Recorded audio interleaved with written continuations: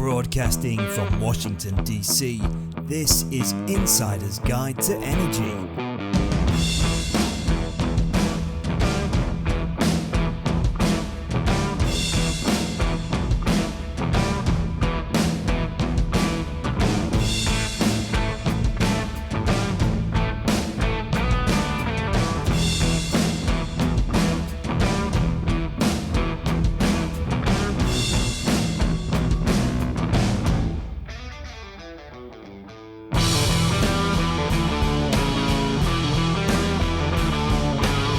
Welcome to Insider's Guide to Energy. I'm your host, Chris Sass, and with me is co-host Jeff McCauley. Jeff, what are we going to be talking about this week?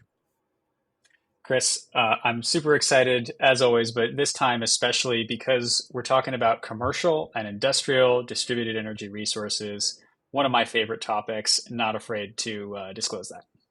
Well, awesome that we're going to cover a topic that you're one of your favorites. I'm interested in finding out more, so why don't you bring our guest on and let's dive in. Absolutely. We have the honor of being joined today by Amanda Lee, co-founder and chief operating officer at Banyan Infrastructure. Banyan, it's great to see you here. How are you doing? Fantastic. It's great to be on. So just to start us off, help us with a quick high level. What is Banyan Infrastructure and a little bit about your personal background? Perfect. Banyan is a software platform for developers, owner-operators, funds, and banks to better deploy and manage their sustainable infrastructure investments. Think of it as a full lifecycle tool to originate, service, securitize renewable energy projects and beyond. Is a tool that I built for myself. Basically, I wish I had it when I was an investor at Generate Capital and dealing with one too many spreadsheets. And had that idea click in because prior to Generate, I was a consultant at McKinsey that covered fintech and realized this industry desperately needed some fintech. Wonderful. And great to see. I mean, we love the pitch of people who develop solutions that they needed in prior positions. So we're talking about commercial and industrial. So maybe first of all, C&I, commercial, what does that mean to you? And why is that such a focus area for what you're doing now with Banyan? Yeah, for myself, I think, and there are some broader interpretations, but basically anything that's not resi or utility scale at that side, right? Because there's a lot of frameworks that work a little better there. At the resi scale, really small scale, high volume projects, there are lots of ways of funding and developing those projects that work that lend off of the ability to understand the homeowners' creditworthiness, the house's asset value, right? The ability to lend there and to invest there has a lot of tools, similar to the utility scale, right? These are large projects, lower volume, with the utility sort of, as your counterparty. And so also a lot of banks and funds have figured out how to play there because there are one, you have more time and more ability and overhead to do that because they are large and few and far between. And two, because of the creditworthiness of everyone involved. The messy middle, that is what I'm thinking of as at least in our definition or conversation today, is what C&I is. And that doesn't just limit ourselves to solar, right? It's now storage, microgrids, EVs, geothermal C&I is starting to become a thing, right? And any sort of infrastructure technology that's trying to go towards a space that doesn't have the benefits of large scale overhead of utility scale or of small scale, resi credit that we can take advantage of. Wonderful. So the messy middle, I like the way of describing it, or this missing middle, where there's a massive market for businesses who want to lower their energy bills, increase their sustainability footprint. So aside from that complexity, what's the market gap? What's not being done that should be done if you can get all of that complexity ironed out? Well, the gap that we're seeing here is that you see a lot of almost competition in the space, right? On the utility scale, right? Lots of multiple investors bidding on the same projects, right? To lend against it or to be part of that capital stack. Same on the resi side, it's becoming much more competitive. But we're seeing in the middle there, right, is a lot of open space. Well, we're still seeing developers and communities saying, hey, there's not financing for this. There aren't people developing these projects. No one's contacted me yet, et cetera, right? Or no one's asking for this sort of funding. We're seeing that open area right now where there's still the ability to come in and get higher returns, compete in a space that isn't, competed by the top players, and be able to move a lot faster and scale a lot faster and make a lot of impact. So help me understand, because from the podcast we talked to a number of folks that do kind of industrial space. I thought that was one of the early mover type spaces. So are you saying from the investor side there hasn't been the need? Because some of the larger organizations I thought were taking advantage of solar earlier, or if you were an industrial plant, or if you were a large, maybe a Fortune 100, I thought you already were focused a bit on that. Are you telling me that I'm misreading the tea leaves here? So on a truly large scale industrial, right? Very high credit worthy, a Fortune 500 company, for example, trying to get solar on the rooftops. Certainly, that was some early developers would attack the highest credit worthy off takers there. But if we think around most of the businesses, here in the U.S. or in the world, right? It's not Coca-Cola, it's a manufacturing plant. It's a local hardware manufacturer. It's a local mom and pop shop, a restaurant, a farmer, right? These facilities in the CNI space that are not the prime target area of the early stage investors, early stage developers, but is the large number of businesses that exist in every town, every city in the States here, from dense city environments to rural areas. And then just to follow up on that, so a lot of those, so maybe mid cap or mom and pop size operations that you're talking about, are they in leased facilities or are they generally in owned facilities? Can be in both, right? And it adds some complexity that's not as consistent. And sometimes the smaller you go, the least likely it is that there is an ownership of that asset of that building. Great. And that matches with my experience, Amanda, as well, that there's maybe 95% of the businesses out there are unrated or below investment grade. So while at the same time you can have the Apple, Google, Microsoft, Amazon of the world doing 100% renewable energy procurement at scale, but their supply chain, or you walk down the street, why don't we see more solar on the roofs? It goes into this challenge. And there's a lot of messiness there that you've highlighted. And so I guess your thesis is, if we can get better data, better alignment between stakeholders, better standardization, that more of those projects can be done. Oh, for sure. And saw it firsthand, right? There are many projects there in that you look at and you'd be like, hey, this is actually a profitable project. And the reason why perhaps we're not doing that project, or a fund or a bank might skip it, could be as simple as like, hey, it's just too small, right? It's not worth getting out of bed for that project if you're because they need to be deploying a certain amount of capital. If your LPs are looking for you to deploy $1 billion a year, you can't be doing these onesie twosies. If you are doing $1 million project, you need the ability to write 1,000 of those checks. Sometimes it's also a matter of the overhead involved, right? We've heard quotes of it takes $500,000 or $1 million in transaction fees just to close a deal.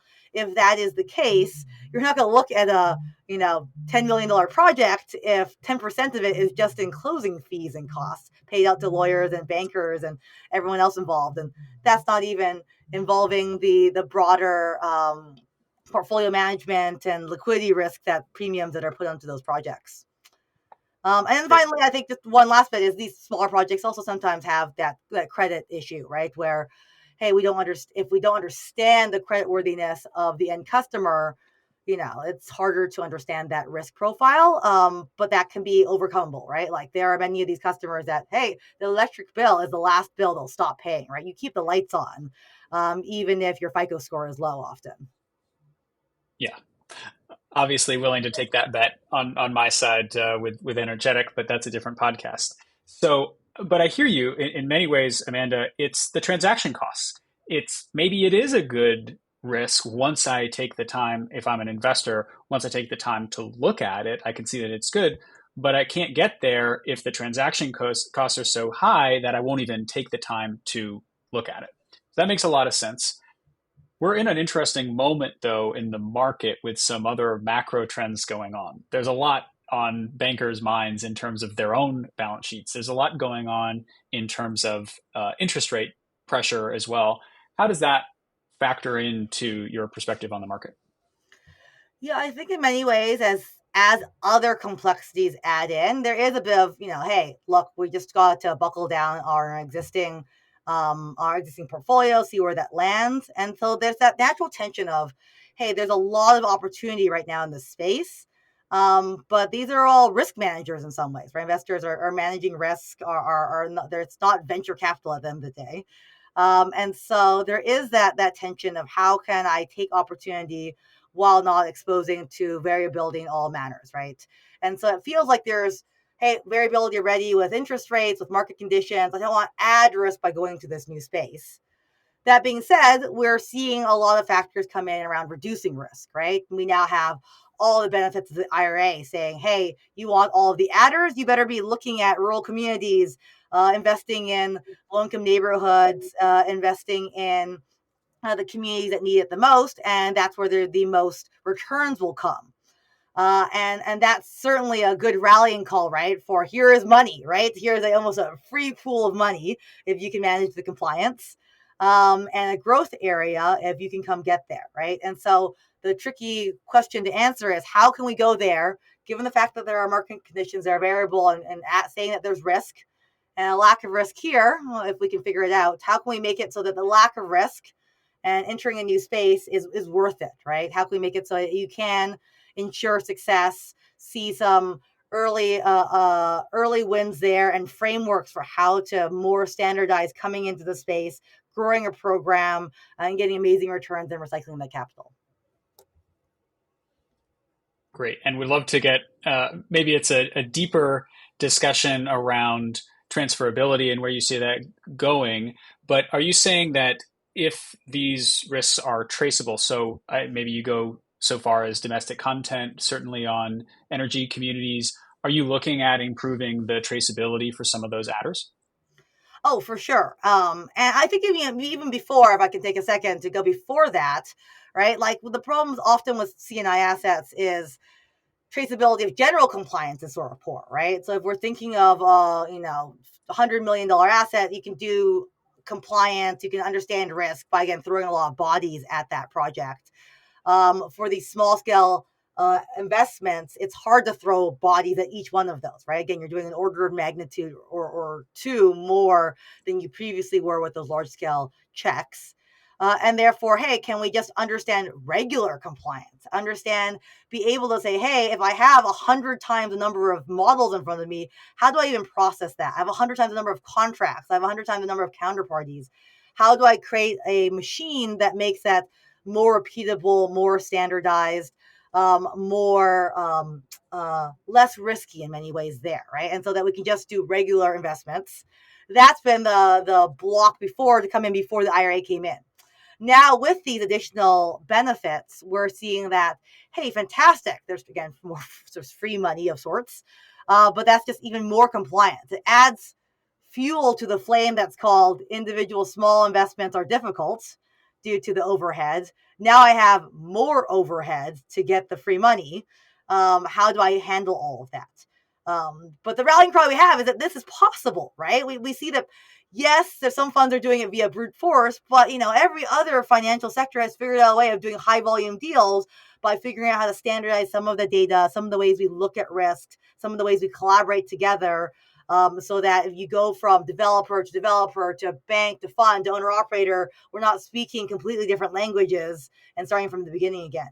And so that desire and need to collaborate to figure it out is increasing. And if we actually do manage to share those insights and create incremental improvements in standardization, that should help not only get those free dollars for wage and apprenticeship benefits, for domestic content, for Justice 40, but to also allow for a lot more funds to come in and just be able to come into communities that don't have those adders and be able to invest. Mm-hmm.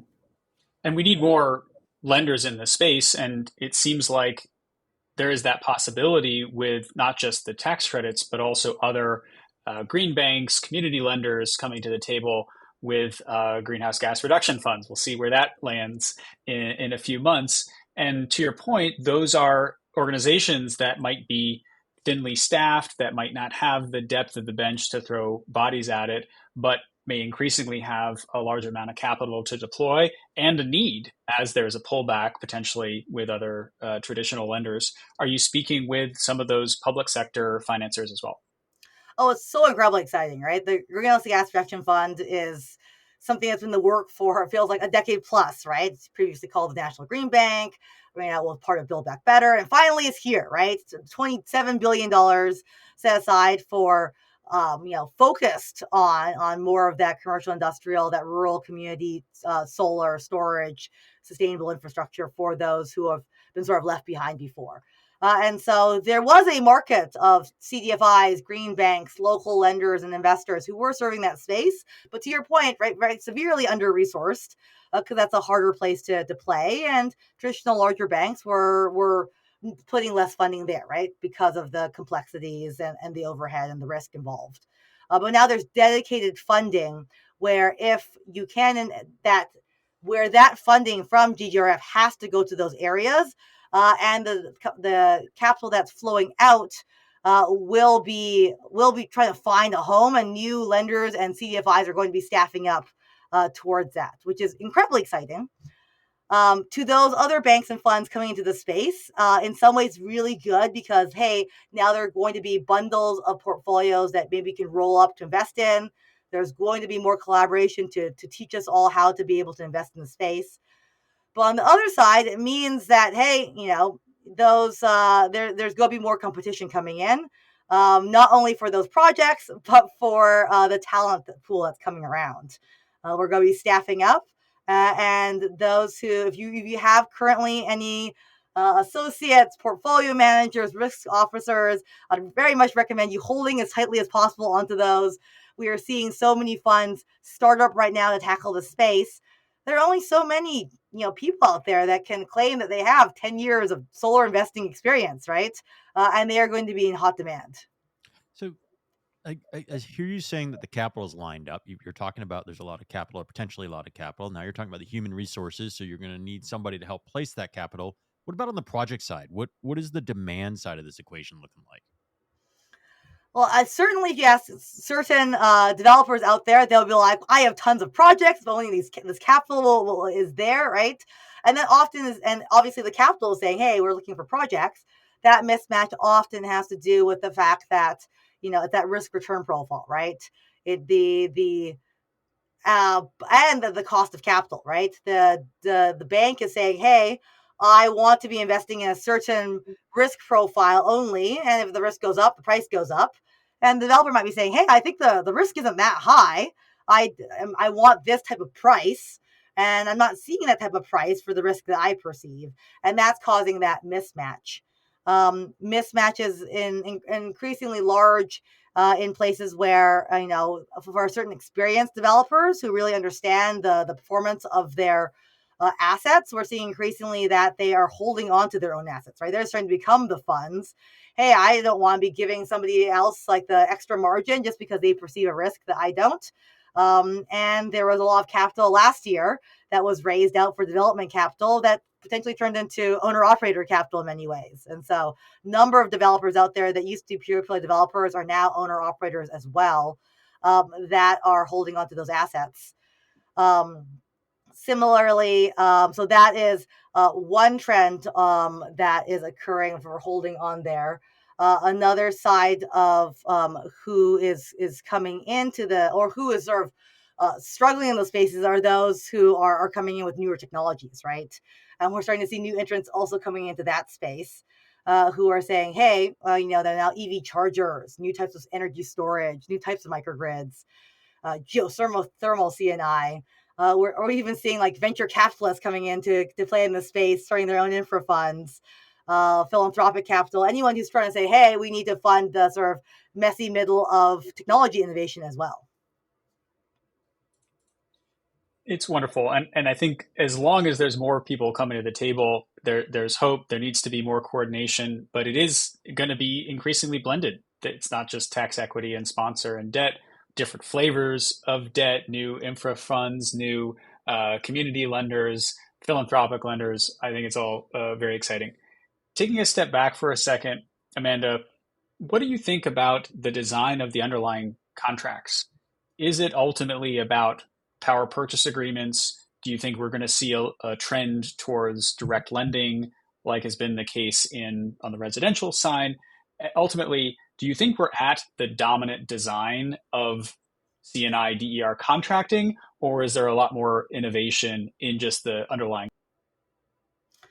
Certainly, there's still room for innovation. I mean, if anything, right? Just the fact that the pricing has gone up in years, right, has not been consistently of, hey, this is the easiest and the cheapest thing for the end customer to do, lends itself to innovation, right? People want to be securing those contracts and they want to reduce friction. And so wherever there is least friction, increases sales. And if we can innovate on that friction area, that will increase it, right?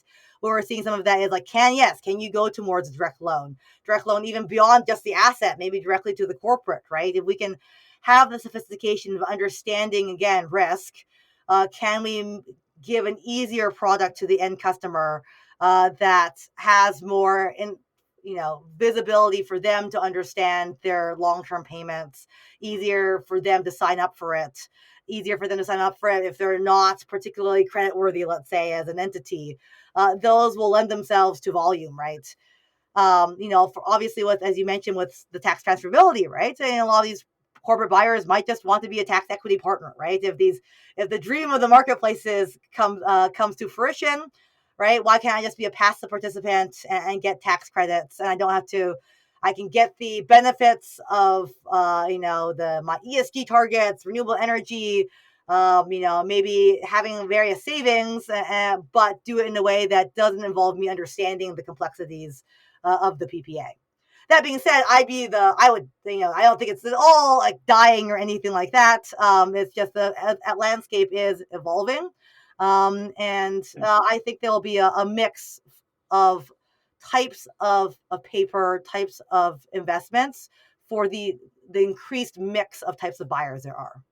Mhm. So that's good news if it's more customization. What does that mean for a secondary market if we've got this, great menu to serve all of these different needs, maybe a loan here, a partnership flip there, a transferability, all of these different options. But when we think about the secondary market, does that make it harder to transact if there's so much differentiation in the underlying assets and contracts? Well, unfortunately, already there's so much differentiation that I think was true from day one of infrastructure investing, right? People, the partnership flip invented, and, there's a number of other structures after that. So it's never quite been easy to do that roll up. I think it's a question that's sort of teed up for a plug. And, obviously I'm a little biased here, but I do truly believe that it is a place for data and software to play. To standardize transactions, you need to be able to create apples to apples so that you can bundle something and truly be able to trade or to be able to refinance. Asking investors and those doing the deals to have standardized contracts that all look the same, or standardized formats, or to reduce the menu when we know the end consumer wants an increased menu, is not a winning solution, right? But what technology is really good at is taking variable inputs and creating standard outputs, right? And so if you want to say, hey, on all your contracts, are they compliant, right? Even though they have different terms, right? You can say yes, right? Hey, based on these terms, all of these contracts are compliant. Hey, my contracts underlying had collateral that had these return rates. Did it hit these return rates? Yes or no, right? Hey, my contracts all are different technologies. I have energy storage, I have solar, I have, a carbon capture project. These all look really different when I stare at them close enough. But as an investor, can I make them all look like actuals versus forecast? Yes, right? All this data coming in can turn into a normalized output, right? The same way that all of us here have very different spending habits, and yet magically we all have a FICO score to determine our risk. Some complexities there, and that's a bit of a strong statement because we know that FICO score doesn't work at all times. But the goal isn't to make one number for all of renewable energy or all of infrastructure investing, but again, just start to create a little more standards, right? Start to say, hey, do we understand whether things are working? Do we understand whether loans are compliant? Do we understand credit? We can start to bucket areas of risk and normalize that. and then be able to communicate in that same way that allows for bundling, refinancing, new entrants. Speaking of standards, I mean, these are things that are notoriously difficult to agree on, partly because of you can have standards, but then you've got 5 or 6 different standards that are all used depending on the menu. And there have been efforts on standardizing power purchase agreements like the SIA PPA that seem to have been, maybe partially adopted, but then people take the SIA PPA and then they mark it up. So you have a standard which is only a jumping off point for a bunch more edits. So that's not something that you could be expected to do on your own. But what do you think about other efforts towards standardization and where they've succeeded or maybe haven't yet hit the mark? Yeah, I think I think with any listeners are funds or developers themselves, right? What we've seen is like within each fund, right? We're starting small at the moment, right? Can you get standardization within your own fund, your own development shop, right? That's where you can start to create some level of normalization, right? So baby steps, right? Like, are all your own contracts looking the same? Once that happens, I actually don't think, right, it's about getting the same piece of paper across multiple companies, right? But can we start to adopt similar tools, right? As we can take learnings from other industries, right, where there are norms that start to occur of tools that you use. We like to talk sometimes about like Carta, for example, for cap tables, right? I have stock in multiple companies and they all use Carta, and therefore I can see a single portfolio for how my stock looks like. And if, I start another company, I'm probably going to use Carta or maybe a competitor that has an API into it, right?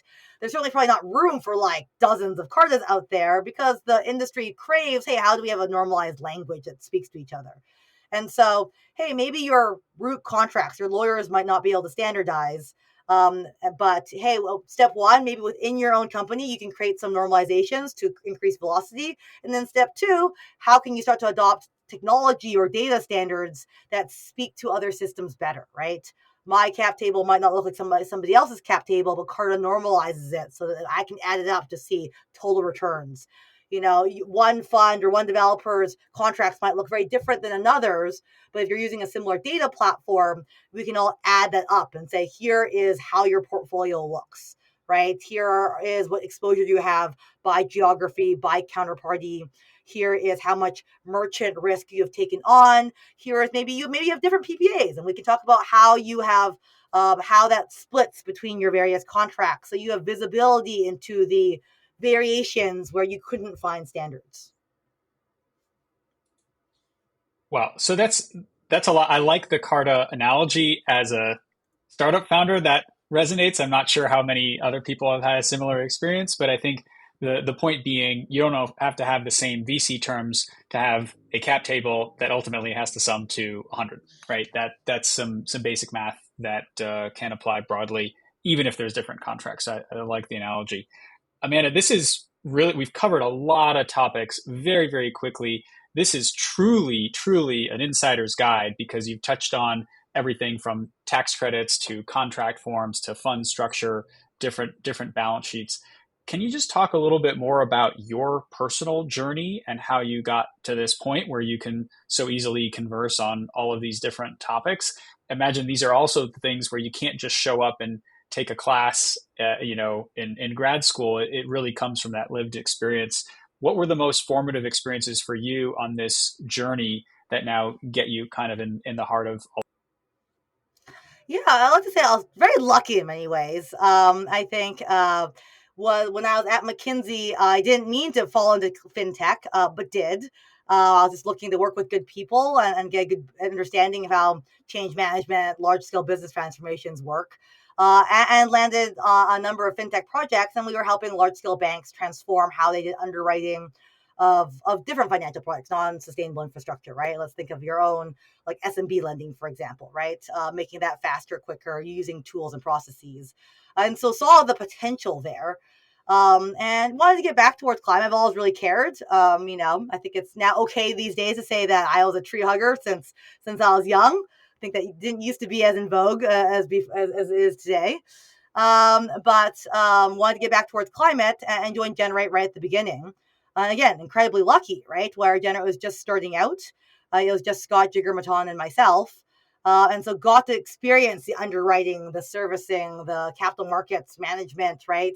Across life cycle, because we didn't have any of those team members, right? It'd be like, congrats, you closed the deal. You're now a portfolio manager, was your word for that. So I got to experience that. And that plus that inkling of know-how from my McKinsey days was like, wow, there's something here, right? Like there is a solution that needs to be made.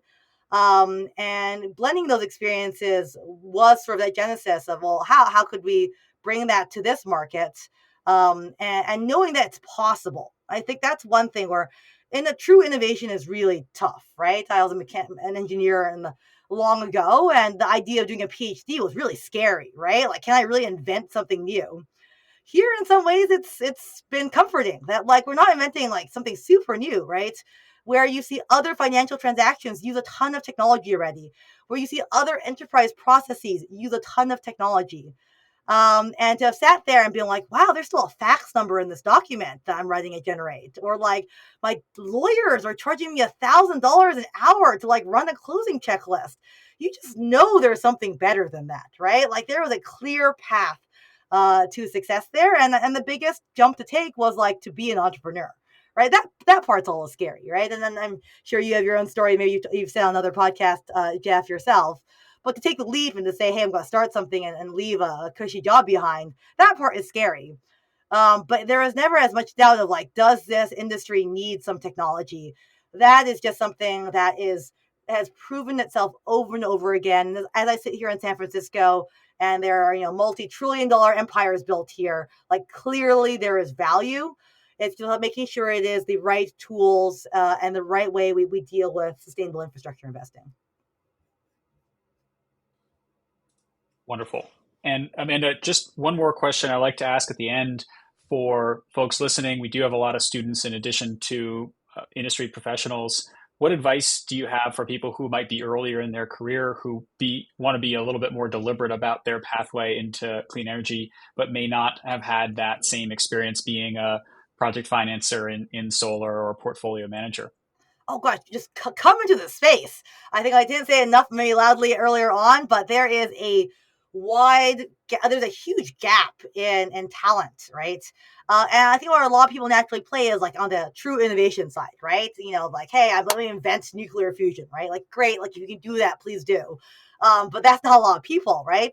And I think especially for those earlier in their careers, the job, like be a developer, right? Be an owner operator, be a project financier was never like a career path that was super clear, at least when I was going to school. I hear it's still not super clear. It is one of the most critical things that one can do and skill sets to learn to help this market out and to take advantage of tailwinds. Even if you didn't care about climate at all, right? This is a dearth of jobs just coming in, right? And obviously, again, to our benefit here at Banyan, if there aren't the jobs, everyone's going to need a lot more technology, or everyone's going to work all weekends, all time to be able to do this. And so, I'm saying this from a place of like, hey, if there were enough bodies, you wouldn't need the software. But I think we need a bit of both. And those who are just coming in, this is where there are a lot of jobs today, and going to be more jobs tomorrow. If we want to be hitting the industry growth metrics that are possible. Amanda, this is so much fun. Always great to connect with you. You paint a really inspiring vision, and I'm really excited to see where you and Banyan can help take the industry. Thank you. Really appreciate the time today.